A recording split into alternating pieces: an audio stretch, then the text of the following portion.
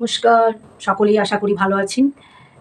তো আবার ধর্ষণ, আবার এই মেয়েদের প্রতি মানে কি বলবো অবিচার, অত্যাচার মানে শেষ নেই যাকে বলে। সে সমাজটা কোথায় যাচ্ছে বলুন তো? মেয়েরা কোথাও নিরাপত্তা পাবে না, কোথাও তারা একটু কি বলবো মানে নিজেরা বাঁচতে পাবে না। আজকে কোথায় গিয়ে দাঁড়িয়েছে যে মেয়েরা কলেজে যেতে পারছে না, সেখানেও একটা মানে ব্যাপার আলাদা হয়ে যাচ্ছে। তারা টিউশনি যেতে পারবে না, পথে কোথাও কিছু দুর্ঘটনা ঘটে যাচ্ছে। তারা স্কুল যেতে পারছে না, তারা যেখানেই যাচ্ছে চাকরির স্থান বলুন, সর্বত্রই শুধু এই ধর্ষণ আর শ্লীলতাহানি। এগুলো কী ধরনের জানে চলছে, সত্যিই খুব চিন্তার বিষয়। এত ধর্ষণ, এত মানুষের মেয়েদের মানে যে অত্যাচার, হ্যাঁ? কিছুদিন আগে একটা মেয়ের এইভাবে আরজি কলেজে হলো তিলোত্তমা। আবার এই ঘটনা মানে ভাবা যাচ্ছে না যে কী ধরনের জিনিস চলছে।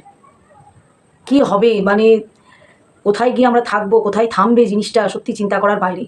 এতে কি মানুষের মন মেজাজ এবং মেয়েদের উৎসাহ, মেয়েদের একটা কি বলবো, মেয়েরা যে কোনো জায়গাতে গিয়ে নিরাপত্তা বা কোনো জায়গাতে সে প্রোটেকশন পাবে কি না, সত্যি খুব চিন্তার কারণ।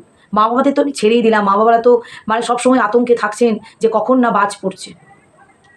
কখন তাদের মেয়েদের এইরকম শ্লীলতাহানি বা ধর্ষণ বা এই ধরনের খবর তাদের কাছে আসবে। সত্যি কথা মানে বেঁচে থাকা দায় হয়ে গেছে। এই ধরনের জিনিসগুলো যে কবে বন্ধ হবে এবং কবে থামবে সত্যি খুব অনিশ্চয়তা এবং খুব চিন্তার কারণ। আর কী যে হবে সত্যিই কিছু বোঝা যাচ্ছে না।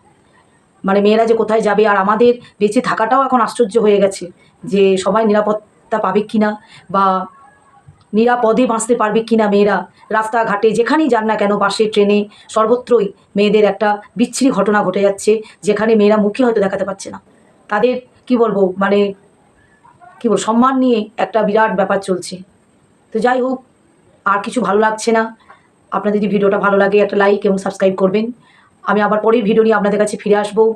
তবে এই ধরনের এই জিনিসগুলো বন্ধ হওয়াটা খুবই প্রয়োজন, খুব দরকার। নাহলে সত্যিই তাই মেয়েরা কোথায় গিয়ে দাঁড়াবে আর কোথায় যে যাবে খুবই চিন্তার কারণ। আজকে এটুকুই। সকলেই ভালো থাকবেন, সুস্থ থাকবেন। আমি পরের ভিডিও নিয়ে আপনাদের কাছে আবার ফিরে আসছি।